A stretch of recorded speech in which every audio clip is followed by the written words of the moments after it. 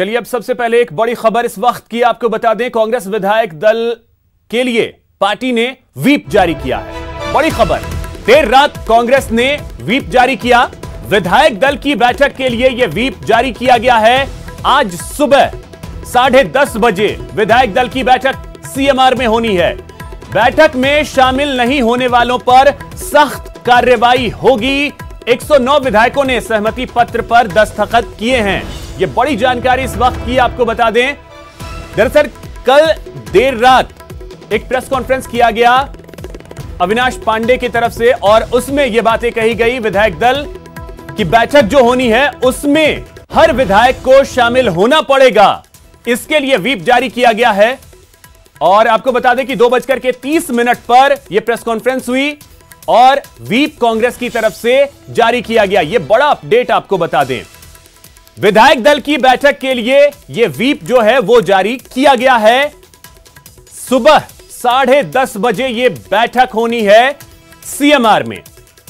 अब जो लोग इस बैठक में शामिल नहीं होते हैं उनके खिलाफ सख्त कार्रवाई की चेतावनी भी दी गई है।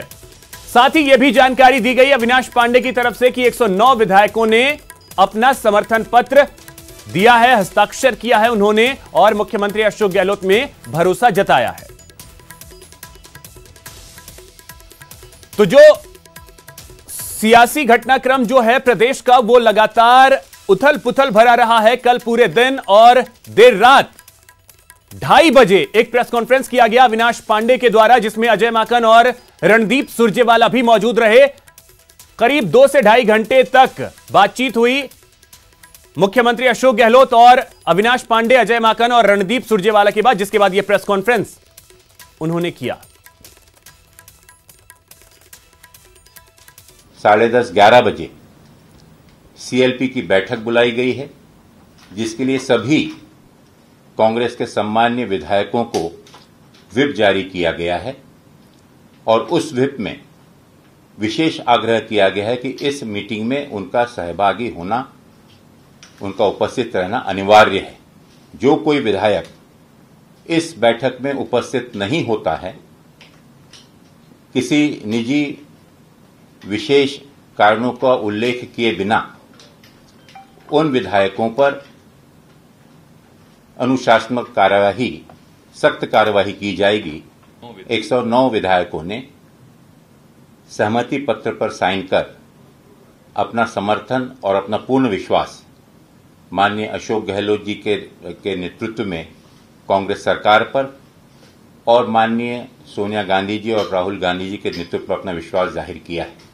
कुछ अन्य विधायकों ने भी माननीय मुख्यमंत्री जी से फोन पर बात की है और वे भी सुबह तक इस सहमति पत्र में अपनी स्वीकृति देकर अपना पूर्ण विश्वास कांग्रेस पार्टी पर और माननीय अशोक गहलोत जी के नेतृत्व में कांग्रेस सरकार पर जाहिर करने जा रहे हैं।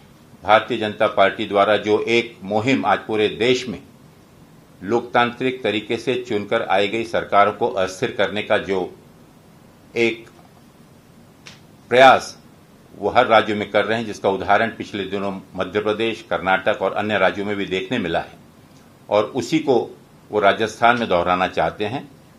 लेकिन हमें पूर्ण विश्वास है कि राजस्थान के सभी हमारे बहादुर विधायकों की मदद से और एक कुशल नेतृत्व के मदद से हम उनके इस षड्यंत्र को कामयाब नहीं होने देंगे। सरकार मजबूती के साथ और कांग्रेस के सर्वपूर्ण विधायक दल एकजुट होकर पार्टी के साथ खड़े हुए हैं। पार्टी के निर्णय को वो पूर्ण रूप से स्वीकार करते हैं। अब बात उस खबर की जिसके कारण प्रदेश के कांग्रेस के आलाकमानों को देर रात प्रेस कॉन्फ्रेंस करनी पड़ी। सचिन पायलट के बगावती तेवर, जी हां, सचिन पायलट के बगावती तेवर कांग्रेस विधायक दल की बैठक में शामिल नहीं होंगे। सूत्रों के हवाले से यह बड़ी जानकारी है। इस वक्त वो दिल्ली में मौजूद हैं। कल बीजेपी के राष्ट्रीय उपाध्यक्ष ओम माथुर से उनकी मुलाकात हुई है। दोनों नेताओं ने ताजा हालात पर चर्चा की है। तो यह बड़ी खबर आपको बता दें, सूत्रों के हवाले से जो जानकारी है, उन्होंने ओम माथुर से मुलाकात की है। सौदेबाजी मामले में एसओजी नोटिस से पायलट नाराज बताए जा रहे हैं। और सूत्रों के हवाले से जो बड़ी खबर है, सचिन पायलट इस वक्त राजस्थान से बाहर हैं। राज्य के ताजा राजनीतिक घटनाक्रम के तहत वो दिल्ली में डेरा जमाए हुए हैं और आज सुबह 10:30 बजे जो कांग्रेस की विधायक दल की बैठक होनी है, उस बैठक में वो शामिल नहीं होंगे। खबर है कि पायलट ने कल यानी रविवार को दिल्ली में बीजेपी के राष्ट्रीय उपाध्यक्ष ओम माथुर से मुलाकात की थी। राज्य के बदलते राजनीतिक घटनाक्रम के बीच दोनों के बीच हुई इस मीटिंग को लेकर कई तरह के कयास लगाए जा रहे हैं। हालांकि सूत्रों के मुताबिक दोनों नेताओं ने ताजा हालात पर चर्चा की।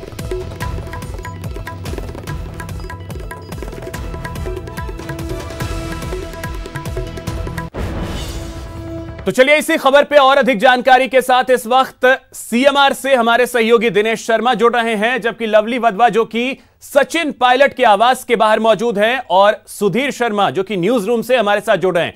सबसे पहले दिनेश, आपके पास आना चाहेंगे और आपसे जानना चाहेंगे सीएमआर में हलचल क्या कुछ इस वक्त देखने को मिल रही है?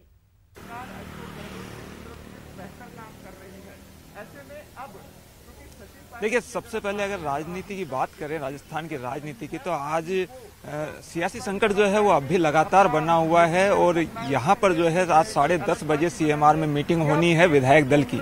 पार्टी ने क्योंकि व्हिप जारी किया है तो सभी विधायकों पर आना इसमें जरूरी है, अन्यथा उन पर कार्रवाई हो सकती है। लेकिन क्योंकि सचिन पायलट के बगावती तेवर अभी बरकरार है और इस तरह की खबरें आ रही है कि वो इस मीटिंग में शामिल नहीं होंगे, तो देखना ये होगा कि क्या सचिन पायलट पर भी पार्टी कोई कार्रवाई करती है। क्योंकि जिस तरीके से लगातार ये पूरा घटनाक्रम बना हुआ है और पार्टी के आला कमान जो नेता हैं, वरिष्ठ नेता, वो लगातार डेरा यहाँ पर डाले हुए हैं, पूरी नज़र जो है वो बनाए हुए हैं और देखना होगा कि आगे किस तरीके के हालात बनते हैं। पूरे देश की नज़र जो है इस घटनाक्रम पे है। सियासी तापमान लगातार यहाँ पर गर्म है।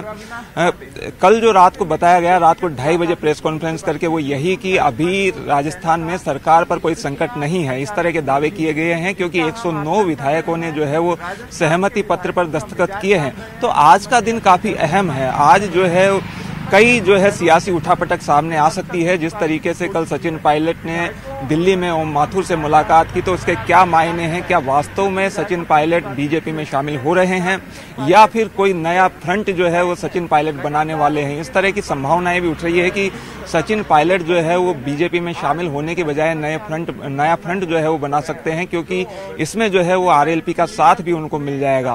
तो कुछ चौंकाने वाला जो है वो सामने आ सकता है। जिस तरीके की पूरा जो है घटनाक्रम रहा है, बीजेपी जो है इस तरह के चौंकाने वाले जो है वो फैसले करती रही है। अगर बीजेपी कहीं ना कहीं इसमें शामिल है तो एक और यहाँ पर चौंकाने वाला घटनाक्रम जो है वो सामने आ सकता है।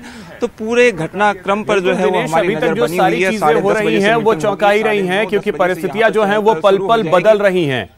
हर पल परिस्थितियां बदल रही हैं प्रदेश के सियासत की। लवली, आपके पास आना चाहेंगे, क्या सचिन पायलट के आवास के पास कुछ हलचल है? वहां से कुछ जानकारियां निकल पा रही हैं? क्योंकि सचिन पायलट आखिर हैं कहां, उनका लोकेशन अभी तक ट्रेस नहीं हो पाया है।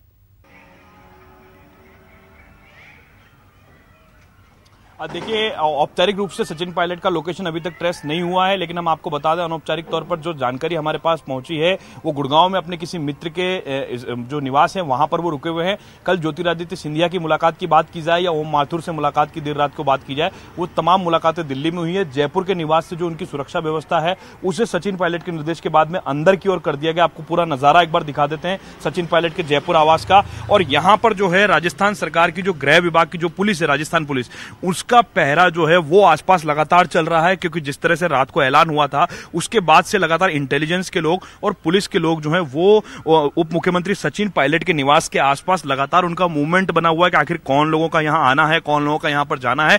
कुल मिलाकर के आज का जो दिन है उसका जो घटनाक्रम है 10:30 बजे का इंतजार हर किसी व्यक्ति को है, क्योंकि सियासत जो है वो अब किस करवट बैठेगी उसका इंतजार है। सचिन पायलट के घर पे फिलहाल किसी तरह का कोई मूवमेंट सुबह से नहीं हुआ है। सचिन पायलट गुड़गांव के अंदर है, उनके जो समर्थक विधायक हैं उनसे वो लगातार संपर्क में है, ऐसी बातें यहां पर हमारे को सामने जानकारी मिली है।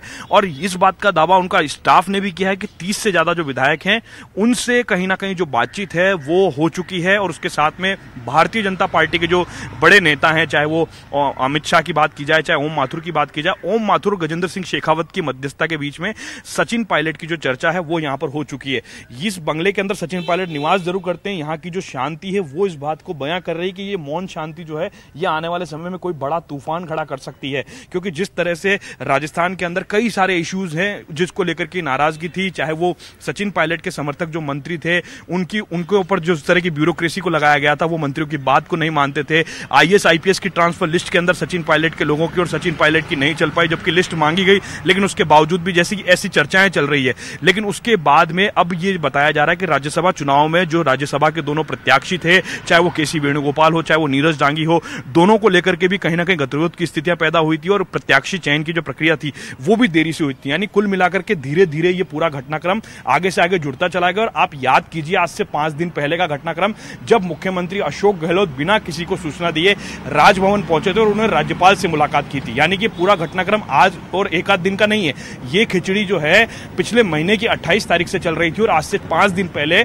मुख्यमंत्री ने जब राज्यपाल से मुलाकात की तब ये कहा गया कि यूनिवर्सिटीज को लेकर के चर्चा की गई, क्या चर्चा की गई, और इतना भी ये मैसेज देने की कोशिश की कि राजनीति में मैसेज दिया जाता है कि राज्यपाल से अगले सप्ताह फिर मुख्यमंत्री मिलेंगे। लेकिन अगले सप्ताह से पहले ये इतना बड़ा फटाका फूट चुका है और उसके बाद में राजनीतिक भूचाल जो है वो राजस्थान की सरजमी पर आया। ये ऐतिहासिक घटना होगी राजस्थान की राजनीति में। लवली, तो ये जो पटाखा फूटा है इसकी जद में अब कौन कौन आएगा ये देखना अहम होगा। इसका इंतजार रहेगा, 10:30 बजे तक के लिए इंतजार करना होगा, क्योंकि पार्टी ने व्हीप जारी किया है।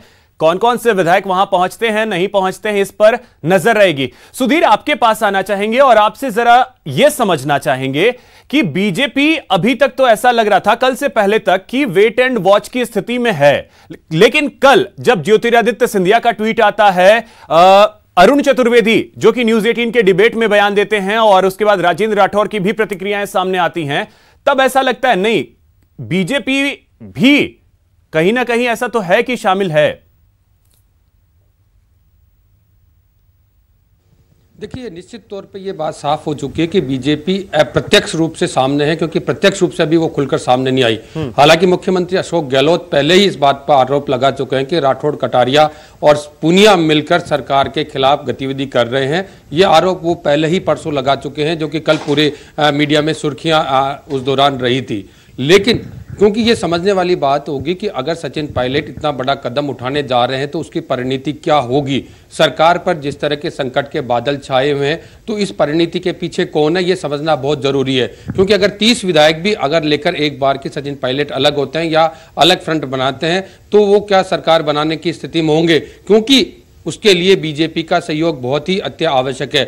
अब धीरे धीरे क्योंकि परत दर परत खुलती जा रही है और जो राज्यसभा चुनाव से लेकर और अब तक की जो परिणति सामने आई है, वो कहीं न कहीं ये बयां भी करने लगे कि भाजपा प्रत्यक्ष तौर पर ये नहीं कह रही कि उनका समर्थन है, वो लगातार ये कह रही है कि कांग्रेस का अंतरकलह है और बीजेपी पे डाला जा रहा है। लेकिन सचिन पायलट के जिस तरह सूत्रों से हवाले से खबर आई है कि बीजेपी के राष्ट्रीय उपाध्यक्ष ओम माथुर से उनकी मुलाकात होना ये बहुत अहम बात हो जाती है। दूसरी तरफ क्योंकि एक समय हुआ करता था जब सचिन पायलट और ज्योतिरादित्य सिंधिया सरकार में, केंद्र सरकार में, कांग्रेस की सरकार में उस दौरान मंत्री साथ साथ रहा करते थे, और उनका इस तरह का ट्वीट आना इस बात पे भी इशारा करता है कि कहीं मुलाकातों का दौर या फिर कॉन्फ्रेंस के जरिए, वीडियो कॉन्फ्रेंस के जरिए, टेलीफोन के जरिए, अलग अलग माध्यम से किसी स्तर पर यह चर्चा रही होगी, हुई होगी। क्योंकि बीजेपी के नेता भी इसमें अब सक्रिय बताए जा रहे हैं, जिस तरह से बयान सामने आ रहे हैं।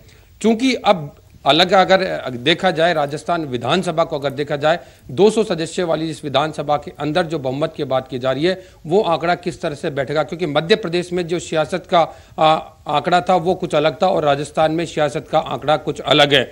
आज जो 10:30 बजे मीटिंग होगी उसके बाद ये तस्वीर साफ हो जाएगी कि राजस्थान में जिस तरह से 200 विधायक हैं और 101 के लिए सरकार बनाने की आवश्यकता है, और सरकार अभी इस बात का दावा कर रही है कि उनके पास में पर्याप्त बहुमत है।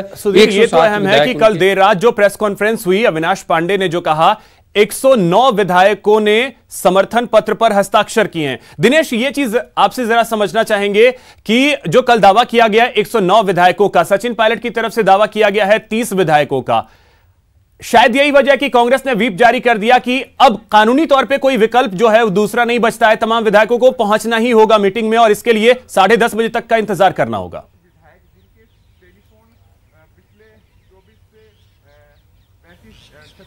बिल्कुल, देखिए व्हिप जारी करने की यही वजह है कि हर विधायक पर जो है बाध्यता होगी, अन्यथा उन पर कार्रवाई की जा सकती है दल बदल कानून के तहत। जो दावे किए जा रहे हैं, जो गहलोत खेमा है उसकी ओर से दावे किए जा रहे हैं कि 109 विधायकों के सहमति पत्र है। दूसरी तरफ खबरें इस तरह की आ रही है कि सचिन पायलट के पास भी तकरीबन 30 विधायक हैं, तो ये जो है आंकड़ा वो फिट नहीं बैठ रहा है। दूसरी बात ये है कि जो विधायक कल सचिन पायलट के साथ बताए जा रहे थे दिल्ली में थे, वो विधायक कल लौटे, यहाँ सीएमआर में पहुंचे और यहाँ पर जो है शामिल हुए और उन्होंने अपने बयान भी इस तरह के दिए कि वो कांग्रेस के साथ में हैं और ये पूरा जो हुआ है वो केवल मीडिया द्वारा खड़ा किया हुआ है। लेकिन सचिन पायलट ने जब इस तरह का बड़ा कदम उठाया है तो कुछ सोच समझकर उन्होंने भी ये कदम लिया होगा।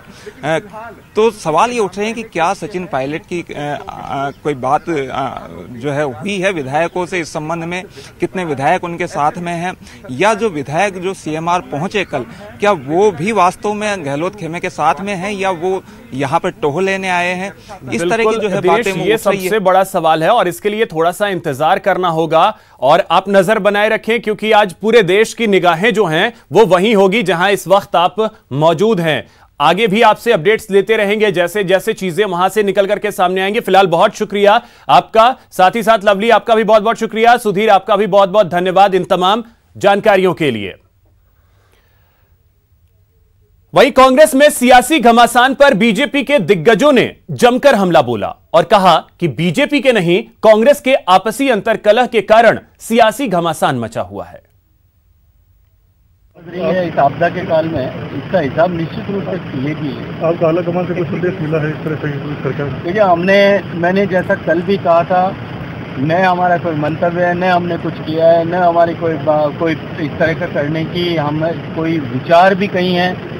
केवल और केवल ये अपनी नाकामियों को छिपाने के लिए हमारे माध्यम से जो है प्रहार कर रहे हैं। और प्रहार किस पर हो रहा है? तो हिंदी की एक फिल्म में गाना होता था, कहीं पे निगाहें कहीं पे निशाना।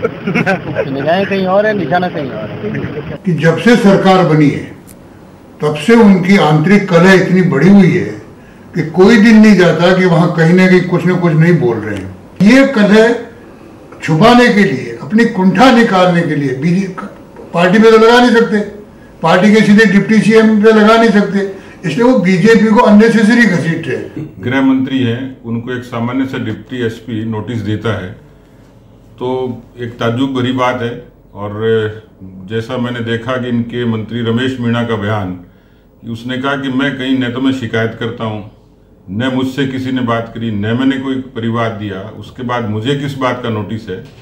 तो मुझे लगता है कि पूरे तरीके से सरकार और सरकार का दिमाग असंतुलित हो गया है। इस तरीके का राजस्थान के इतिहास में कभी नहीं हुआ। 124A और 120B, 124A की धाराओं को यदि अशोक गहलोत जी पढ़ लेते गृह मंत्री के नाते तो पूरी बात समझ में आ जाती। राजस्थान के अंदर कांग्रेस पार्टी और कांग्रेस सरकार में जूतों में दाल मट रही है। कांग्रेस के में जो एक दूसरे को अपमानित करने की राजनीति थी, अब वो चरम पर है। इसी कारण से यह आक्रोश अचानक फूट पड़ा, लावा फूट पड़ा। हद तो तब हो गई जब बड़ी सरकार ने अपने ही माता छोटी सरकार को कहा, एसओजी को कहा हमें नोटिस दो, और नोटिस देने के नाम पर उप मुख्यमंत्री, मंत्रीगण और विधायकों को भी नोटिस दे दिए। अपमानित करने की हदों को पार करने का षड्यंत्र हो रहा है। ब्रेक के बाद आपका स्वागत है। चलिए अब एक नजर डालते हैं राजस्थान में कोरोना के ग्राफ पर। मरुधरा में तेजी से कोरोना महामारी बढ़ती जा रही है। रविवार को दिन भर में 644 नए केस सामने आए, जिसके बाद यह आंकड़ा बढ़कर 24,392 तक पहुंच गया। प्रदेश में कोरोना से अब तक 510 लोगों की मौत हुई है। 24,392 जो केस आए उनमें से 18,103 नेगेटिव हो चुके हैं और इनमें से 17,734 को डिस्चार्ज भी किया जा चुका है। प्रदेश में इस वक्त कुल 5,779 एक्टिव केस हैं। रविवार को 234 केस रिकवर हुए और इतने ही लोगों को डिस्चार्ज भी किया गया। प्रदेश में प्रवासी पॉजिटिव की संख्या जो है वो 6,054 तक पहुंच गई है। रिकवरी रेट 80% है। ओवरऑल ग्राफ जो है वो आपके टीवी स्क्रीन पर देख सकते हैं। 24,392 मामले सामने आए, 5,779 एक्टिव केस हैं, 17,734 ठीक होकर अपने घर जा चुके हैं और 510 लोगों की अभी तक कोरोना की वजह से मौत हुई।